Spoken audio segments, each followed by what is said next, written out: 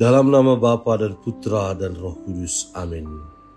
Allah Bapa kami, sabdamu adalah pelita penuntun langkah kami dan obor penyuluh jalan kami. Kami ingin membaca dan merenungkan sabdamu. Bersabdalah ya Tuhan, hamba-Mu mendengarkan. Penuhilah hati kami dengan sabdamu. Sabdamu adalah kebenaran. Bersihkanlah pikiran kami dari keinginan yang menyesatkan. Dan bukalah diri kami agar dapat mendengarkan sabdamu dengan baik, merenungkannya dalam hati kami serta melaksanakannya dalam kehidupan kami sehari-hari dengan pengantaran Kristus Tuhan kami. Amin.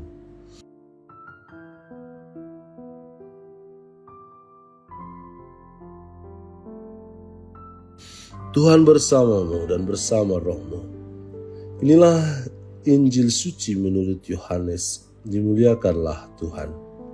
Pada waktu itu, Yesus berkata kepada Nikodemus, "Siapa yang datang dari atas adalah di atas semuanya. Siapa yang berasal dari bumi, termasuk pada bumi, dan berkata-kata dalam bahasa bumi. Siapa yang datang dari surga adalah di atas semuanya. Ia memberi kesaksian tentang apa yang dilihatnya dan yang didengarnya, tetapi tak seorang pun yang menerima kesaksiannya itu. Siapa yang menerima kesaksiannya itu, ia mengaku bahwa Allah adalah benar. Sebab siapa yang diutus Allah, dialah yang menyampaikan firman Allah, karena Allah mengaruniakan rohnya dengan tidak terbatas. Bapa mengasihi anak dan telah menyerahkan segala sesuatu kepadanya. Barang siapa percaya kepada anak, ia beroleh hidup yang kekal, tetapi barang siapa tidak taat kepada anak, ia tidak akan melihat hidup, melainkan murka Allah tetap ada di atasnya."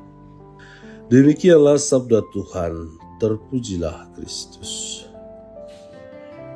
Saudara-saudari yang dikasihi Tuhan, dalam suasana Paskah yang masih hangat, bacaan hari ini mengajak kita untuk merenungkan tentang keberanian para rasul dalam bersaksi tentang Yesus. Mereka tidak takut walaupun harus berhadapan dengan penguasa yang melarang mereka mewartakan kabar sukacita.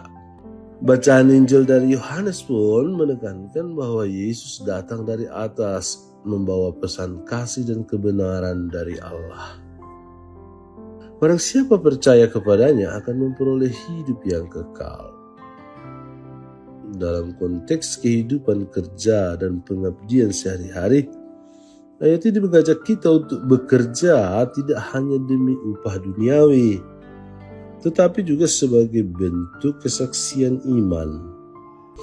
Kita dipanggil untuk menjadi saksi kasih Kristus melalui cara kita bekerja dengan penuh kejujuran, bertanggung jawab, dan saling peduli satu dengan yang lain. Dalam semangat Paskah, kita diajak untuk menjadi pekerja-pekerja Kristus di dunia.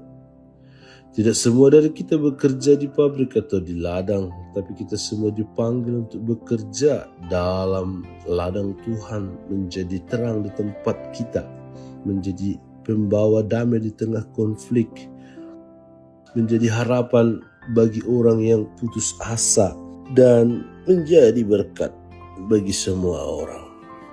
Paskah bukan hanya tentang Yesus yang bangkit, tetapi juga tentang kita yang dibangkitkan untuk hidup dengan cara baru. Akhirnya mari kita belajar dari para rasul yang berani taat kepada Allah lebih daripada manusia. Belajar dari para buruh yang gigih memperjuangkan kehidupan yang layak. Belajar dari Bunda Maria yang dengan setia mendampingi perjalanan Yesus. Semoga dalam doa, kerja, dan pelayanan kita sehari-hari, kita pun menjadi saksi kebangkitan Kristus yang nyata bagi dunia.